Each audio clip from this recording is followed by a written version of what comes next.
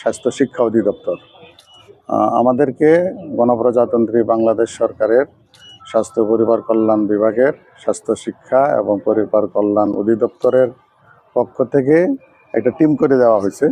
প্রস্তাবিত শেরপুর মেডিকেল কলেজটা কোন জায়গায় করলে সবচেয়ে সুন্দর হবে, সবচেয়ে ফিজিবল হবে, লেখাপড়ার পরিবেশ এবং স্বাস্থ্য সেবা প্রদান দুইটা দিক মাথায় রেখে আমাদের স্থানীয় প্রশাসন, জেলা প্রশাসক মহোদয় এবং ওনার সহযোগীরা আমাদেরকে 5টা জায়গা পরিদর্শন করালেন। আমরা দেখলাম, আমাদের যে তথ্যাদি এবং আমাদের যে অবজার্ভিংস সেটা আমরা নোট করছি এবং আমাদের এই ফাইন্ডিংসগুলো আমাদের শুধু প্রজাতন্ত্রের একজন কর্মচারী হিসাবে, আমাদের চাকুরির একটি অংশ হিসাবে দায়িত্ব পালনের জন্য আমরা এখানে এসেছি।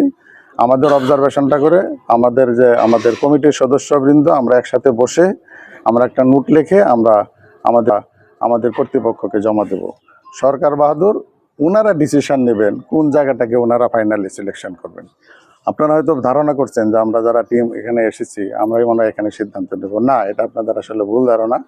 এটা হলো আমরা শুধু এখানকার জায়গা বন্দোবস্ত করার যে মালিক জেলা প্রশাসক মহোদয়, উনি ওনার অবজারভেশনে ওনার তথ্যানুসন্ধান করে এবং সরেজমিনে দেখে উনি আমাদেরকে 5টা জায়গা দেখাইছেন, যেখানে, কারণ আপনারা জানেন যে একটা অনেক বিশাল জায়গার দরকার, কমপক্ষে 20 একর জমি লাগে, এর চেয়ে বেশি ভালো হলে আরো ভালো হয়।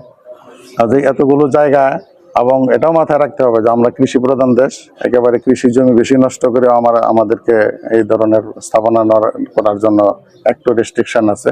সবকিছু মাথায় রেখে জায়গাগুলো ওনাদেরকে দেখিয়েছি, ওনারা দেখেছেন, ওনারা এখন সিদ্ধান্ত নেবেন সরকার বাহাদুরের সাথে কথা বলে। এটি ধন্যবাদ।